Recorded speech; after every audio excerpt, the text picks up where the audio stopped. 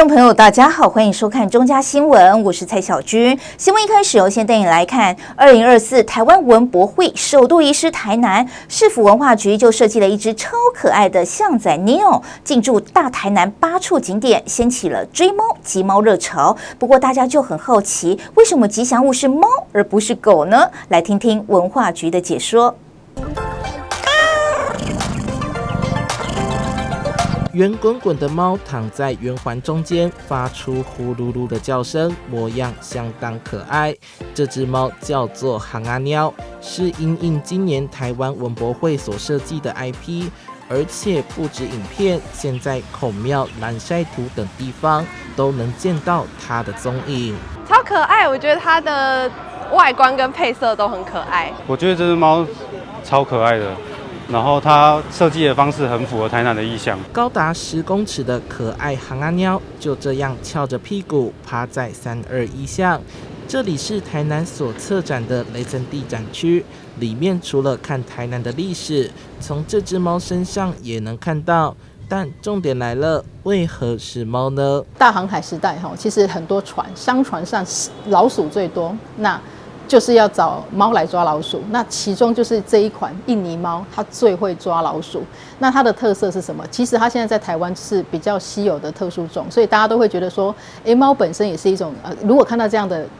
所谓的麒麟尾猫它的特别就是说，它的尾巴是短的，可能是圆的。可能是有一种折角型的，这种猫在台湾是没有的波纹线条代表海浪，还有商船和老鼠，都在说着1624台南400的故事。这只猫已经成为台南文化的代表，文化局也开发提袋等文青商品。至于公仔的部分，就只能说敬请期待啦。记者收看台南报道。台北市长蒋万安和新北市长侯友宜共同宣布，双北引进 U-Bike 2.01 电动补助自行车，结合通勤绿廊及市区的自行车道，提供民众减碳运输的新选择。目前共引进1500台，鼓励民众多骑乘。U-Bike 2.01 电动辅助自行车与原先2.0版本脚踏车十分相像，但多了电力辅助骑乘效果。置物栏由灰色转为棕色，坐垫由黑色转为棕色，看上去更时尚了。台北市长蒋万安和新北市长侯友宜宣布引进1500辆，让民众多一项骑乘脚踏车选择。那新北市跟台北市，甚至包括桃园市，我们大家都是一个共同的生活圈，尤其在推动 U-Bike， 从1.0我们大家一直合作。那在8月份，我们新北市把 U-Bike 2.0整个都把它完成建构好。那今天最重要的是，我跟蒋市长在 U-Bike 2.01 电辅车，我们在9月份将有1500辆加入这样一个行列。其实电辅车的加入 U-Bike 2.0其实很重要，因为每次我看到我们同仁骑 U-Bike 2.0来上班的时候骑得满头大汗的很多那虽然我们也提供一些盥洗的场所给我们同仁换衣服，那毕竟有人还是希望骑电辅车骑起来比较轻松自在又舒服。那这一次也非常谢谢我们微笑单车、我们荔枝董事长，大家共同努力。那 U-Bike 2.01上路以后，我相信同仁这个困扰就没有了。除了这个困扰没有以外，更重要的，我们新北市跟台北市一样，我们在推动 U-Bike 2.0，最主要的是要把自行车的廊道建得更安全、更舒服。因为骑自行车鼓励大家好好用，是智慧、绿能、永续的最棒的交通工具。所以我们在整个自行车的廊道上，像通学跟通行的廊道上，刚刚我们背板这个，就是从台北市、新北市到桃园市114公里的绿色廊道。那新北市除了在推动绿色廊道，在2-3年就开始做起以后，那台北市跟我们也开始并肩作战，桃园市也跟上来。当然，除了绿色廊道以外，我们新北市现在目前为止建过了将近681公里的自行车道，这当中我们 U-Bike 的站设了1341站，在这段时间我们启用的人次2.55亿人次，所以新北市使用率很高哈。尤其新北市有一个高滩地哈，哇，高滩地风景明媚，既然不要说假日，平常就人满，骑我们的U-Bike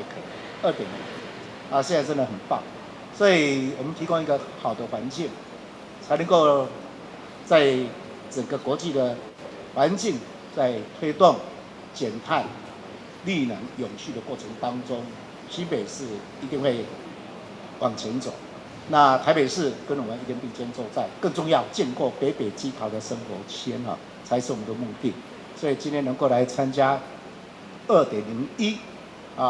的这个启动典礼，很开心。未来我们朝2100辆哈，现在是1500辆，未来骑2100辆，可能未来还会更多了哈。因为像我这个年纪的，骑电补车更适宜了哈。因为有些长辈们哈，骑2.01更舒服哈。那万安市长哈，还不需要到电补车了，你骑2.0就可以了哈。我虽然是可以常常骑2.0，但是我们2.01要上路，我也是很期待，想要试试看看哦。总是好奇嘛，觉得这个电辅车哦，应该是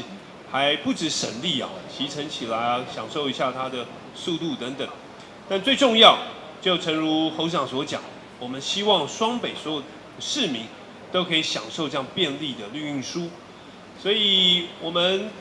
台北跟新北哦，我们共同在交通上面推动很多的措施，比如说我们共同提议倡议1200交通月票，从去年开始我们也达到了相当的成果，让非常多的市民朋友使用交通月票，不只是减轻他们的经济负担，而且也鼓励大家使用大众运输工具。那再来，今年我们也正式 U-Bike 前3周免费，在台北市我们实施之后，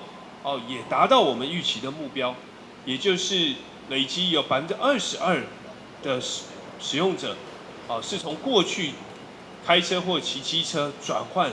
使用 U-Bike，这个就是我们希望让大家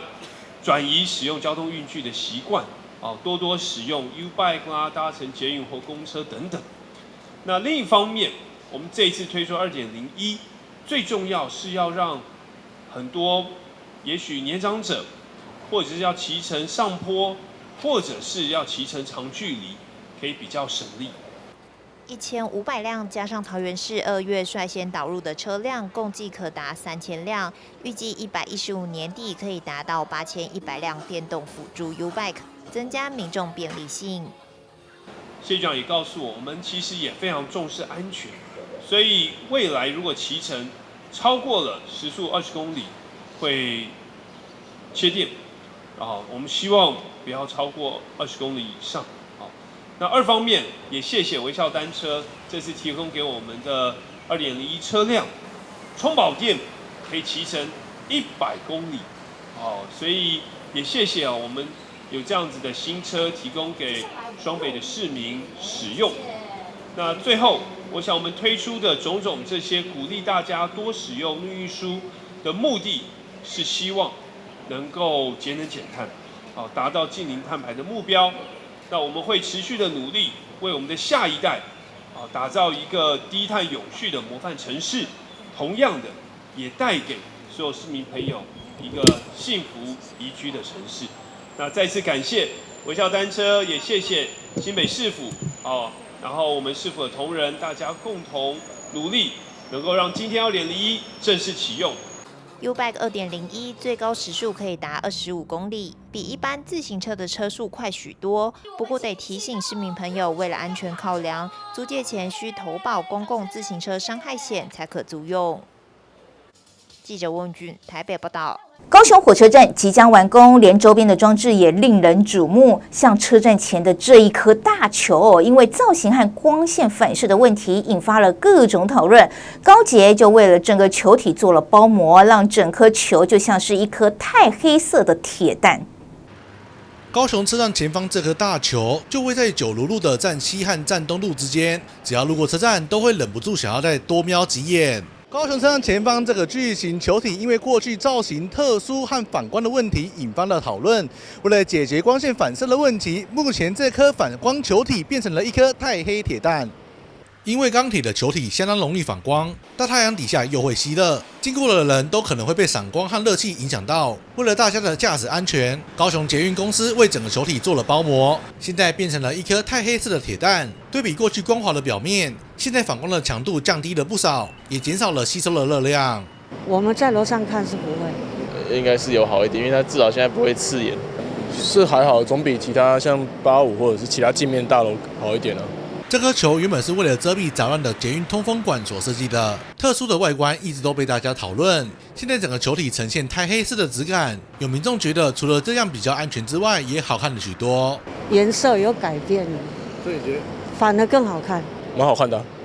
我觉得蛮好看的。算蛮喜欢它的造型的。对啊，因为我蛮喜欢有设计感的东西啊。他前几天上个礼拜好像有打开展示过那个，它是 LED 灯，蓝色的。该通风井造型系在105年完成都市设计审议通过，有关民众反映反光及聚热等问题，其不锈钢外观贴膜工程已于日前全部完成。目前测试效果对于降低反射以及表面聚热已有明显的改善。现在晚上经过，有时候还可以看到它变成迪斯科舞池灯。但是高捷公司也强调，目前这颗车站巨蛋还是未完成品，所有设计都还在调整当中。高雄车站预计在明年完工，持续受到大家的瞩目，就连周边的装置也是令人注意的焦点。记者孙军高雄报道。而高雄车站中央地下广场的战撑墙拆除过后，民众可以直接从高台看到内部的施工状况。最近就有民众发现这个车站的地上多了一个同心圆，像是与头上的云朵天井相互呼应，让大家都很期待。高雄车站中央地下广场的战撑墙，历经多年终于完成拆除。现在从平台上方就可以看到内部的施工状况，现场都会有民众驻足查看。像是这位大哥表示，他天天都会来。我每天都走路来这边啊，看看他们进度怎么样啊，很关心我们高雄的建筑火车站，现在用了很久了。现在从上方俯瞰，就可以看到车站多了一个同心圆，就好像与头顶上的云朵天井互相呼应。对比上个月的状况，可以感受到工程不断的在推进，民众也都很期待车站可以赶紧完工。感觉蛮新蛮大的这样子。会啊，因为就是刚从小琉球回来会经过。对，我是特别来就是去玩南回铁路的，对，我觉得还不错，因为它的捷运也算台湾除了大北部地区比较完善的地方。对，我之前跟同学住这里的同学看了蛮喜欢高雄，可是又受不了高雄就是天气跟空气，不然其他点我都很喜欢。是我讲我们整个高雄车站在2018年的10月下地通车的时候，整个下沉式的广场是呈现一个半圆形的情况。那目前整个工程正积极在赶工中，那预计我们在12月份会整个呈现出一个同心圆的一个面貌。目前预计在明年1月可以开放北中南地下3座地下空间。这座施工已久的车站工期也终于进到了尾声，中央广场也架起了历史墙，让民众可以回忆这20多年的工程长跑。整个这个标的工程会在今年的12月中旬来完工。那后续我们接续会在12月份会做相关的一个联合检查啊。那到时候如果一切缺失都改善完成之后，我们就交给台铁公司来做后续的营运。目前地下装修持续推进，未来3座地下广场也会有同心圆，就像是与每座天井互相对应。车站2阶工程进度将近90%，预计在12月底完工送检，明年就有机会漫步在完整的高雄车站。记者孙军高雄报道。新高雄车站的工程已经接近尾声，高雄市府工务局针对站前建国路人行道的改善，也在近日完成人行道的翻新，将为站区注入更多的人潮与活力。高雄车站预计在明年启用，配合新车站周边硬体逐步在更新。建国路原本破烂难走的人行道也全面重新刨铺，走在新的步道上，民众都觉得好走了许多。蛮平坦的感觉蛮好走的就是还蛮平的，就是走路也老人家比较不会跌倒，对。建国路是高雄东西2项的交通要道，沿线除了车站，还有大量的公车进出，也有商办和旅宿进驻，还可以串联周边观光路线。车站商圈已经没落许久，人行道翻新带来新气象，商家也都期待未来车站完工之后，人潮有机会回流。当然希望啊，因为这边已经就是很多店家都走了，就是也没落了一段时间，对。这次建国路改善了复兴一路到自立路两侧的人行道，也将高雄中学的通学道一并纳入改善，总长度约 1.1 公里。目前整体工程已经全数完成。主要的工程呢是做人行道的铺面改善，那就是我们采用的是 PC 刷毛，然后它兼具有平整跟耐久的比较功用。我们有做行穿线的调整，然后还有人行道街角的扩大，来保护行人的一些通行安全。为了防止机车直接骑上人行道，这次步道的高度也做了提高，但可以看到目前效果好像不太强力，依然是有大量的机车在人行道骑行。部分的人行道路面是跟路面齐平的，那我们现在部分呢就是做一个抬升，人行道的抬升，让机车呢不容易直接从那个道路直接就上人行道。我们当然是希望说我们机车在我们铺面完成之后尽量来遵守交通规则，不要来帮我们上人行道。高雄车站工程进入尾声，人行道的更新除了提升行人安全，也是重新为车站新门面做翻新。但是新的步道也需要爱护使用，以免车站还没有正式启用，新门面就先掉漆。记者苏汉君高雄报道。2年一度的2024新北严选获奖名单出炉，共有45项的特色商品，40家的美食名店及19项的新北茶点。新北市长侯友宜表示，透过打造专属品牌，让全台湾看见新北的好味道，为产业创造商机。2年一度的2024新北严选获奖名单出炉，共有45项特色商品、40家美食名店及19项新北茶点。新北市长侯友宜昨日除了出席颁奖并鼓励获奖业者外，也化身成为最佳推销员，走下舞台到各个业者桌前协助推销各家特色商品，寻求民众支持。新北市长侯友宜表示，新北市涵盖多元文化及产业，透过打造专属品牌新北严选，让全台湾看见新北好味道，为产业创造商机。也欢迎大家到新北品尝特色美食，购买特色伴手礼，与亲朋好友分享。它是一个多元族群融合的地方，当然产生的文化、产生的美食、产生的商品、产生了很多农产品，它是一种多元。展现的是一个新北市的韧性诚信。新北市政府有责任结合大家，要把好的商品、好的产品以及好的茶点，今年特别规划出来的茶点，喝花干小口南专台湾，甚至世界。所以新北严选2年1办，把新北市最特色的商品、美食。把这个大的茶点给吹出来。新上任的新北市经发局长盛小荣表示，新北市政府2年办了一次新北严选活动，推广新北在地优质店家及特色伴手礼。今年特别开放民众担任评审之一，与经发局共同票选，从700多个店家中选出104家特色店家。新北严选我们每2年会举办一次，那今年呢有700多家的这个厂家来跟我们申请。那么我们今年很特别，我们也有开放给民众，就是说他愿意来当评审，然后我们抽出20名，再加上我们原本的专家学者，那么共同的去把它评比出来。那从700多家来评比出104家，那分为我们有新北的特色商品，还有美食名店，还有新北好茶3个项目。今年特色商品的入围业者相当多元，包括历年多次入围的古方茶叶有限公司，采用三峡碧螺春绿茶具备清新爽口的特点，开发出爆米香碧螺春绿茶。业者表示，无论是米或者是茶叶，都是使用台湾在地食材，并特别设计1口酥的尺寸，让大人小孩都能轻松食用。我们这一次使用的是新北市三峡区白鸡山的碧螺春绿茶，我们的茶叶全部都是使用手工采摘的。那我们的爆米香呢的米，我们是使用台湾的蓬莱米，茶叶跟米我们都是使用台湾在地的食材。那我们的茶叶呢是使用手工采摘的，那研磨之后，我们融入到米香里面，可以完完全全吃得到碧螺春茶叶的一些特殊的香气，跟一般使用茶叶的下脚料下去研磨的味道是完全的不一样。这个爆米香呢，我们是使用1口酥，所以即使大人小孩他也不用因为说你容量太大，然后你吃不完，开一次就是吃不完，会很容易浪费或者是软掉的这个现象。然后大人小孩其实如果说在下午茶的点心都很适合带来这里使用。新北市经发局长盛小荣也在会后表示，新北市是全国工商业重镇，拥有成熟的产业聚落和多元特色商圈及市集。未来他将全力以赴打造地方特色商圈及市集，为新北产业注入新量能，共创商机及活络庶民经济。在我们新北市有超过30万家的工厂、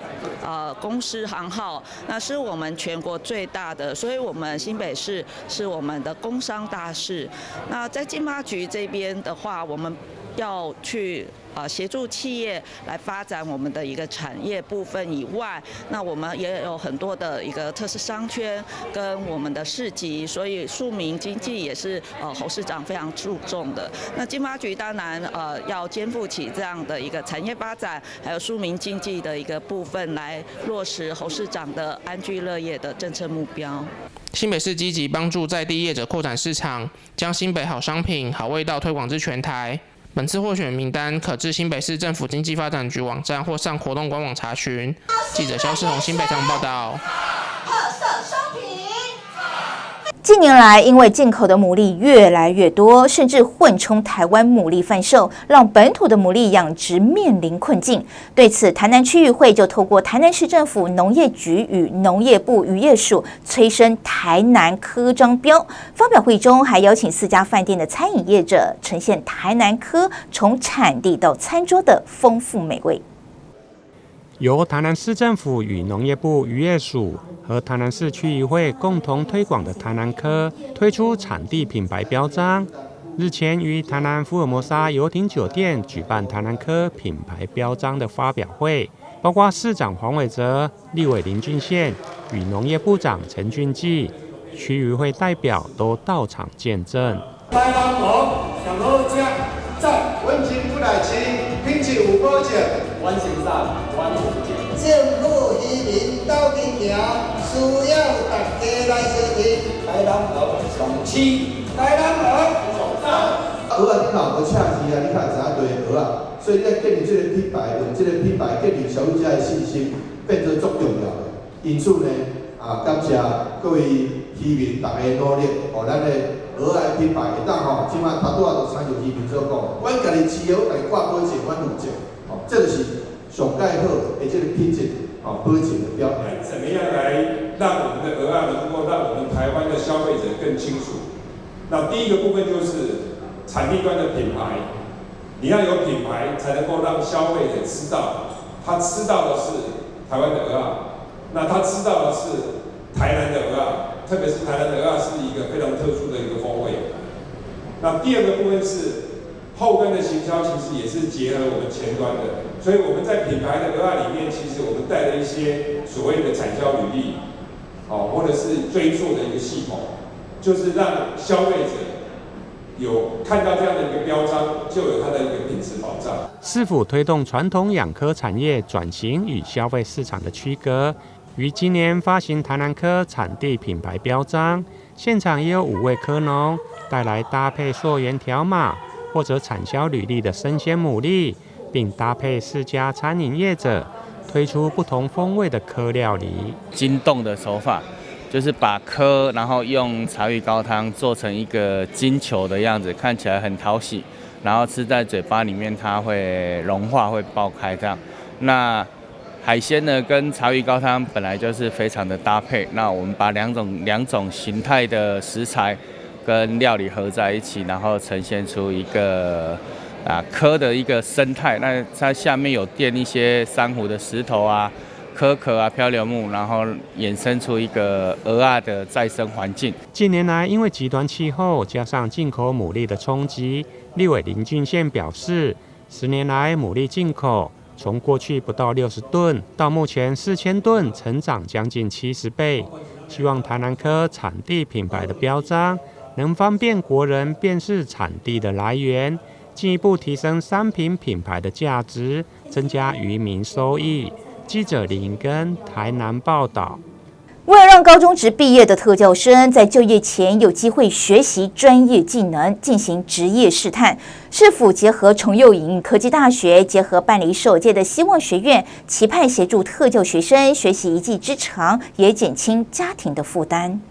为了协助高中职毕业的特教学生，让他们学习一技之长，也减轻家庭的负担，基隆市政府携手崇右营科技大学合作推动希望学院。9月将先推出烘焙课，特别邀请世界面包冠军陈永信师傅担任课程讲师。市长谢国良在直播时也感谢一起推动希望学院的产学合作各单位。所以我们在这边感谢我们这个世界面包冠军的陈永信大师，还有以及阿莫的这个蛋糕的品牌，跟我们共同合作来打造这个特教大学希望学院，让这些从基隆特殊学校以及特教班毕业的高中孩子们之后，其实就可以还是有更多的职涯生活，还有就是安排，可以让他们进入社会更稳定的一个体系。它可以有一个职业试探的过程，然后有一个跟社会互动的过程。那一技之长是家长们最希望的，他希望孩子未来可以自给自足，然后自己在社会上能够有一个记忆。另外一个部分是，即便还没有学到记忆，他也可以先继续他的社会互动或社会学习。那烘焙它的过程很有趣，从前面的我们目前有一个很具体的烘焙教室，从前面的面包制作，甚至到后面的包装，然后从面包到蛋糕，不同的点心都会在这边学习到。那一共是72个小时。社会上有很多地方需要我们去关注，我们除了办学以外，公益团体还有很多的面向，我们都会各方面去触及。那我想说，一些漫飞的天使来这边学了多一技之长，多一个职业的选择，这些我想都是社会所乐见的。我是大概从8年前，然后得到这个世界面包冠军之后，那我第一个想法就是，除了本身的技术的精进之外，我想要做些社会的贡献。那我就想到第一个我的家乡基隆，那在学校的支持下，还有林董事长的这个推荐下，那我们在8年前就开始成立这个烘焙坊。那很开心呢，这几年呢，就是我们也栽培了无数的一些烘焙学子。那这一次啊，跟基隆市政府像杨处长的这样支持下，这种政策啊，我们推出这个希望学院，那我觉得也是一个不一样的一个教学的一个很不错的一个开始。那课程啊，我们为期是72个小时，那每周啊大概是2天。那针对这些学子啊，我们还是会可能就是先了解他们的一些状况，然后开始做一些可能基础的一些教学比如说最简单的布丁怎么做，奶酪怎么做因为我记得我在学烘焙的时候，都是从最简单的开始学习。那除了教之外，我也希望说尝试让他们自己做，因为有时候透过在制作的时候，他们还会增加自信心。我们只要是本市市民，在高中职毕业2年内，而且他领有身心障碍相关的证明文件，都可以来免费参加我们这个课程。我们除了扩大讲师的来源，我们也会投入资源来聘请助教或是学生特教助理员，以及具有辅导跟特教专长的行政助理，一同来加入这个课程的一个支持团队，随时提供我们这些特教孩子们，就这些学员们必要的协助。我们也提供交通接送的服务，希望让家长们让孩子来参加这个课程，能够达到绝对的安心。而且我相信我们在崇右的一个鼎力协助之下，我们也会营造一个非常安全舒适的一个学习环境。我是以家长的心声，我也很感谢市长所推出这个理念，也已经达到我们家长所想要的目标。然后也希望说在此帮我们这些特教家长跟市长说声谢谢，也让我们家长可以有喘息的空间，让孩子未来也有个发展的空间。那时候我们就听到非常多的家长的声音，他们希望他们小孩子毕业后怎么办？所以希望学院的催生是来自于3大目标，第一个是他们毕业的进路，第二个是他们家长的喘息时间，第三个如何延续他们的适性扬才。特教学校的校长和家长会代表都相当感谢市长谢国良看到特教生的需求，帮助特教生进一步学习自力更生。市府也将透过多元的产官学合作，来协助高中职毕业的特教学生。记者黄日升、陈淑平基隆报道。再带你来看，这个台湾每年新诊断的罹癌人数超过12万人，但癌症5年相对存活率从40.7%进步到62.1%。除了拜医疗科技之赐外，运动也能帮助癌友康复哦。癌症希望基金会就提出了癌后运动处方有动物 BOBI 的诉求，提升癌友日常的生活能力，改善整体的康复效果。曾经因卵巢癌接受开腹手术及多次化疗的高小姐，示范癌后运动处方，帮助自己身体康复。尽管高小姐自己也是健身教练，但癌后的她同样面临3不知：不知何时动，不知怎么动，以及不知找谁动的处境。我在治疗的时候已经身体这么疲累了，我还可以运动吗？那我现在治疗完了，那治疗都到一个阶段了，是不是可以开始运动？然后接下来是怎么运动？就是我要如何运动，怎么样正确的运动，不会让我身体有额外的负担，不会受伤，那甚至对我的癌症治疗是有帮助的。我要做什么运动？那最后是我要找谁来运动？就是运动其实是需要专业，就像刚刚谢医师提到运动处方，我要找谁来开立这个专属于我个人的这个运动处方，这些都是需要去思考的。处方就好像我们在吃药一样，你要知道什么时候吃药，你要吃哪一颗药，那你的药效的强度是什么？其实我们转换成运动也是一模一样的哦。我们要有顺序嘛，我们要知道要热身啊，我们知道我们的最主要运动要练什么，我们要练肌肉力量，我们要练我们的手，我们要练我们的脚，我们要增强我们的体力。那我们要选择什么样合适的运动？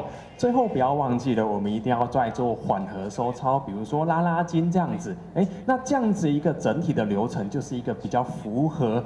标准规范的运动处方流程。其中的元素有什么呢？比如说我们的频率，一周要运动几次啊？一周运动个2次，运动个3次。我们的强度要多少？比如说像谢医师有提到，我们在运动的时候还可以聊天，那可能太轻松了。那如果我们要超强一点点呢，可能要有点喘，甚至讲不出话，但是又不能把人家逼得太强，因为我们是在癌友上面做运动，对吗？所以这个就很取决于教练的专业度咯。那当然还有不同的运动类型，爬山也可以，在健身房举重也可以。我们的运动时间有多少？特别跟大家分享，有的人真的是体力不太够，我没有办法一次运动个1个小时、2个小时，没有关系。其实真的从研究科学方面呢，跟大家分享，一次10分钟，慢慢的累积到30分钟，累积到50、60分钟，一样有效果。所以鼓励大家动起来就对了。运动能降低复发风险，改善焦虑、忧郁情绪。美国癌症协会也建议将运动处方纳入癌后治疗重要部分。而在台湾，多数癌友都知道要运动，但根据研究调查显示，癌后病友虽然有动起来，但近80%偏好走路，显示虽然有动，但并非动得有效。它必须是一个有动机的、有目的的、有计划的。而且最重要是有结构的，就是说你这个人到底是欠缺运动项目里面的哪一项有缺失，所以应该要补强，还是要整体的加强。最后它是要有规律性的，就是说你要持续，你如果做3个月就不再来做了，那这个运动大概也没有什么帮忙。如果 NCCN 建议你每周至少150分钟中强度，75分钟是高强度，那你看我们国内癌友现在现况是什么样？低强度是完全不建议的，你公园走2圈、走3圈、走5圈是完全没有 impact， 一点影响都没有。那种就是一面走路可以一面讲话，甚至像这样子，我可以走路一面跟各位这样讲话。中强度的建议是要150分钟，但是你说话会有点困难，稍微有点喘气。高强度的话，大概一句话没办法讲完，他都会建议你1周你累积至少要75分钟。你看我们国内的人呢，83%停留在低强度，公园、学校、菜市场。中强度呢，竟然有64%，但是呢，也大部分都做1次、2次而已。而且他们的时间大部分都是10分钟到30多分钟而已。所以你乘上它的次数以后呢，你会发现呢，总时间没有办法到达150，同样的到高强度呢，也是没有办法达到75分钟。那当他需要做癌后定期追踪的过程当中，我们很期待他同时要有良好的运动因为癌后的这些运动呢，基本上就是要恢复健康的开始这个就是我们今天希望传递出来的一个理念跟做法。那这样的癌症这个照护过程，其实很需要整体大家一起来，不管是家人，不管是癌症病人本身，还有包括刚刚谢医师所提到的 NGO， 就是一般的民间团体。那当然，我们更期待的就是我们的政府单位能不能够去统合所有的医疗资源，协助癌症病人当他罹癌以后，在康复过程当中所有的一些资源所以癌后康复真的需要是跨系统、跨科别不同，不管是哪一个职业的这些医疗同仁，或者是社会的所有人员们，都能够跨过这些资源的整合，来协助癌症病友他在康复的过程里面可以更顺利。癌症希望基金会提出癌后运动处方，有动五波比，强化癌友肌力、肌耐力、敏捷、平衡、心肺功能5大核心能力，重建身体机能，有效提升日常活动能力，改善整体康复效果，才是真正动之有道。记者林希慧台北报道。基隆暖暖区有一家复合式的餐饮店，特地和地内社区发展协会合作，推广废材再利用及各项绿色餐饮，减少对环境的污染和破坏，与社区店家共享共好。把不要的大门回收装饰后再利用作为餐桌，桌上再摆上同样回收后才会用的罐子，就变成美美的餐桌装饰品。就连椅子也是回收以前酿酒不要的瓮罐来做成，这些都只是一小部分。桌上更有纯素的香椿饼，作为来这里上课客人们的点心。这里是山水草间的绿色餐饮培力工作坊，几乎全由回收废材搭建而成，由同样在暖暖区的山水草间复合式餐饮店以及地内社区发展协会合作，推广废材再利用的环保观念和做法，以及各项绿色餐饮。我们就想要做暖暖的地方创生，还有绿色餐饮，就是想要暖暖更加绿色，然后就是除了餐饮以外，我们就是所有的废建材啊，就想让小朋友知道更惜福。其实地球资源就慢慢在变少，就想要看一下家里什么要丢掉的东西，我们可以再循环、再利用，变成更美好的东西，就不要太浪费地球资源，更加环保绿色。因为我们店内社区也是以素食推广为主，那我们是做素食供餐，所以我们也希望透过这个绿色培力工作坊，能够让这些社区我们能够的情感更加连结凝聚之外，我们也希望把这个素食的美好，还有这些环保的观念可以带给各位社区。山水草间复合式餐饮店以及地内社区发展协会也一起合作，争取基隆市政府产发处的地方创生计划经费，办理相关讲座，邀请各里和各社区参加，让环保和绿色餐饮观念扩散出去，到社会各个角落，更可以达成社区以及店家之间相互合作。例如山水草间本身设有手作教室，教导各项手工艺品及编织。地内社区发展协会除了推广素食，同样还有小旅行的报名行程，双方合作，客源互相导入，达成共享共好的目标。记者吴俊松基隆报道。现在是通货膨胀，万物齐涨，一般吃碗牛肉面都要120元以上。不过在台南市安南区有一间店的牛肉面竟然只卖60元，一块来看看。面熟放进碗里，卤好的牛肉在铺到面上，加上一勺灵魂汤汁，最后撒上一把葱花，面 Q 肉大块，看得令人食指大动。但这碗牛肉面只卖60元，你相信吗？原来是因为老板徐维泽采买肉品直接从源头下手，省去了各盘商之间的价差，为的就是希望让消费者更轻松地品尝美食。我们刚好有找到一个就是货柜源头，然后我们从大盘、中盘、小盘、批发、零售这些中间我们都省去了，所以我们可以用比较优惠的价格来回馈给各位社会的喜欢吃牛肉面的爱好者。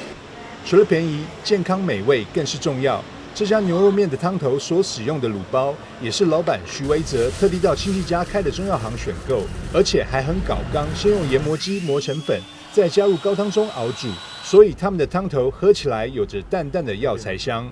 市面上买的卤包啦，我们觉得那个味道不是很顺口，也不是很健康所以我们就去采购正统的，就是中药店去买中药回来，然后进行自己的研磨，然后去调整汤头整个味道，让汤头整个喝起来更健康。因为我们的汤头没有用桶装酱油我们也没有用市面上的那个味精也没有用卤包它的酸甜我们现在是用有机的天然豆下去打酸甜出来，所以你喝起来有卵磷脂喝起来会很顺口，不会打舌。许维哲说，因为没加味素及化学调味，所以汤头第一口喝起来清清淡淡，但喝着喝着渐渐能喝出天然食材经过熬煮所带出来的甘甜味。许维哲也希望喜爱美食的朋友都能来试试他的冠军牛肉面。记者张硕维台南报道。同样是美食要带大家来高雄左营，就有家寿司专卖店，每日限量贩售芋泥寿司，采用新鲜的大甲芋头制作，口感绵密、甜而不腻的寿司，大受顾客欢迎。来到市场里的这家寿司店，琳琅满目的品项让人看了口水直流，真想每个品项都吃一轮。看网络上面来的，对，就是网络上看那个芋泥寿司，不知道吃起来是甜还是咸的。许多顾客慕名而来，为了要品尝店家的特殊品项芋泥寿司。满满的芋泥里头包了玉米笋、小黄瓜以及乳酪，绵密的口感让顾客念念不忘。它的寿司也很好吃，吃了流连忘返这样，对，我一直想要吃。老板采用新鲜的大甲芋头做成甜而不腻的芋泥，处理的过程相当繁琐，每日限量贩售，早早就会被顾客抢购一空。芋头的话是想说是选用大甲，那它因为它是比较有香气，那做起来的话就从切块，然后跟包含蒸，那蒸完之后还要再去打完之后来让它去加那个糖嘛，那糖的部分的话，让我们人体的话比较容易代谢。那再加上做完之后还要再去做整形，整形完之后还要开始卷，这个整的时间大概耗时在5个小时。还有炙烧鲑鱼寿司也是店家相当热销的产品，老板坚持采用新鲜的鲑鱼搭配店家特制的醋饭，吃起来相当顺口，也是熟客的必点品项。就是饭量跟鱼的量刚刚好，不会觉得吃的太多了饭，然后鱼也很新鲜。其实我本来是握寿司跟那个醋饭，搭配的话是更好的。那因为我想说就是卷一般寿司用平价，然后让客人去购买，那这样子的话会相对的让客人觉得说便宜，然后又好吃这种感觉，就想要说把自己做好吃的东西，然后给自己的客人这样子。店家用心的制作每个品项，希望能把每一份新鲜又美味的寿司交到顾客手里。记者潘志光、陈映君高雄报道。接下来要带你来看知名的酸痛贴布一条根，山寨仿冒品到处都有，不仅网络上买得到，还有不肖业者买山寨品转卖到夜市，让消费者难以分辨。这两个真的跟假的，大家一定分不出来。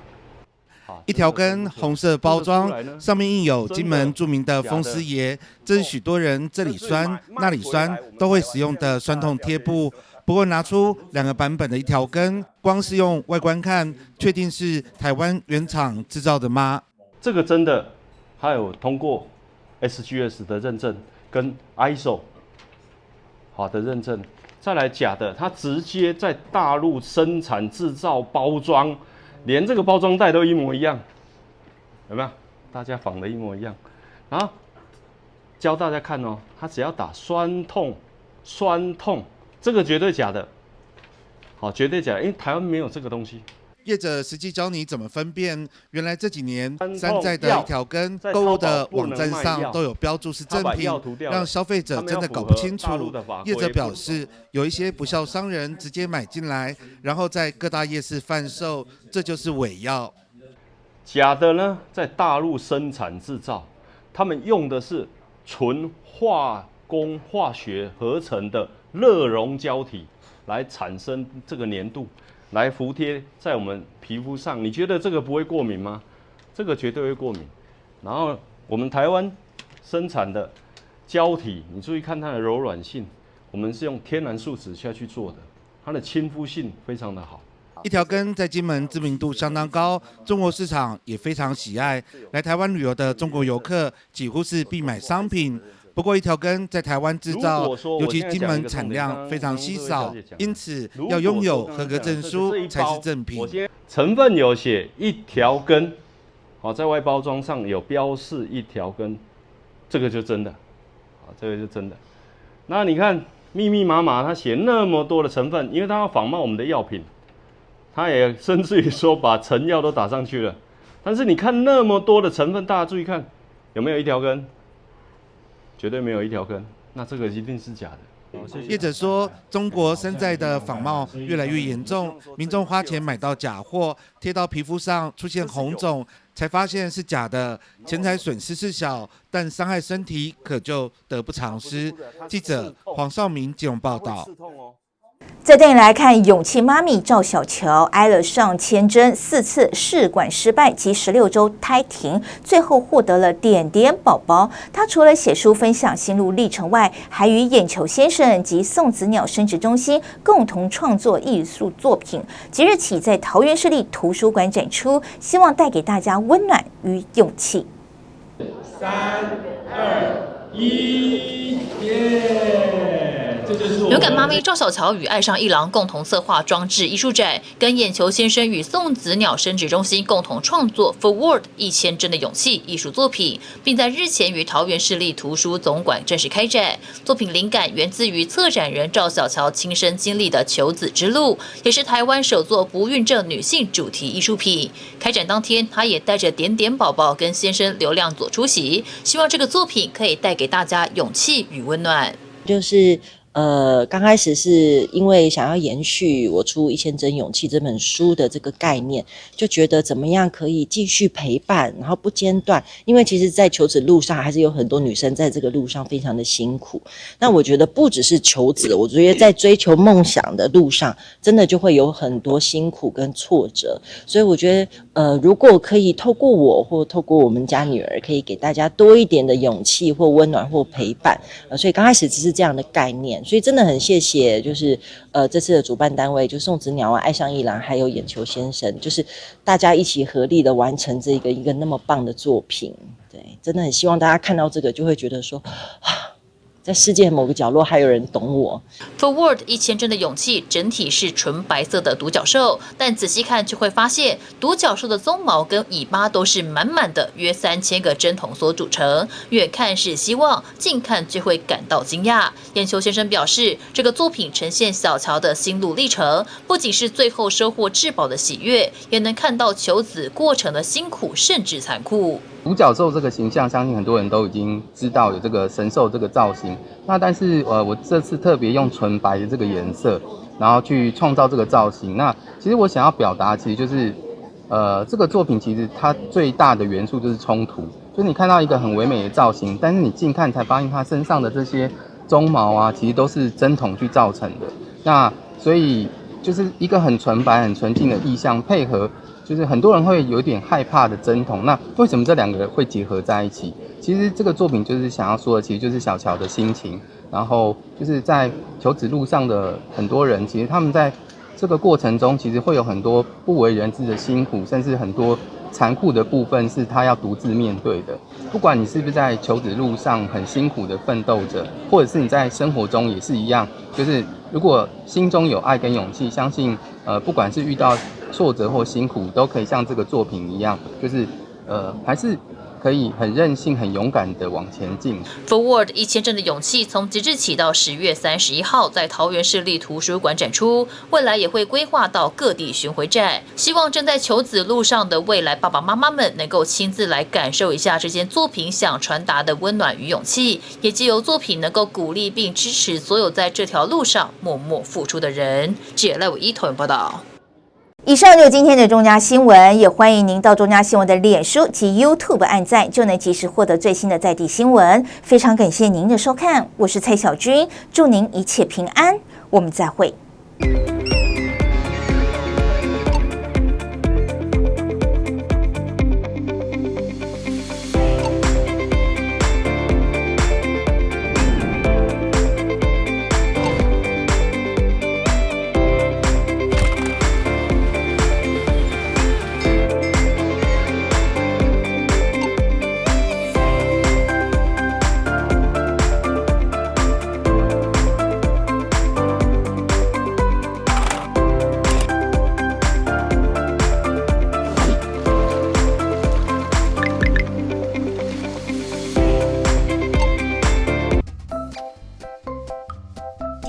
非法机上盒经销商强力查缉，据查获778台非法机上盒，涉嫌侵权金额超过台币10亿元。看到一则则的新闻，这些制造、输入或销售侵权机上盒的业者都会遭到最重可处2年以下徒刑和50万元罚金。影视产业是文化输出的软实力，可带动旅游、观光等行业发展。盗版业者行为会让正版业者收益减损，进而减少产出优质节目的能量与资源，直接受到伤害的是文创工作者及消费者。所以，请大家检。一氧化碳终结者NACO奖提醒您：屋外是瓦斯热水器，绝不可装在加装窗户的阳台、厨房等室内空间，因为瓦斯燃烧不完全，就会产生一氧化碳，短时间就会让人头晕、想吐，甚至意识不清。想保命，跟我这样做：1. 热水器迁移至屋外；2. 更换成强制排气式热水器；3. 改用电热水器。NACO奖祝福您洗澡通风保安康。酒驾罚很大：1. 提高酒驾违规罚锾，再犯才累计加重，罚款无上限，酒驾拒检或拒测罚更大哦。2. 呼气酒测值达0.25毫克以上，连坐处罚年满18岁的同车乘客。3. 酒驾再犯、拒检及拒测再犯，肇事致人重伤或死亡者，没入该车辆。4. 酒驾重新考照，需强制加装酒精锁，找别人代吹也不行，要罚6000至12000元哦。5. 未完成酒驾防治教育或酒瘾治疗，不得再申请考照。6. 慢车酒驾也加重处罚哦。酒驾零容忍，内政部警政署关心您。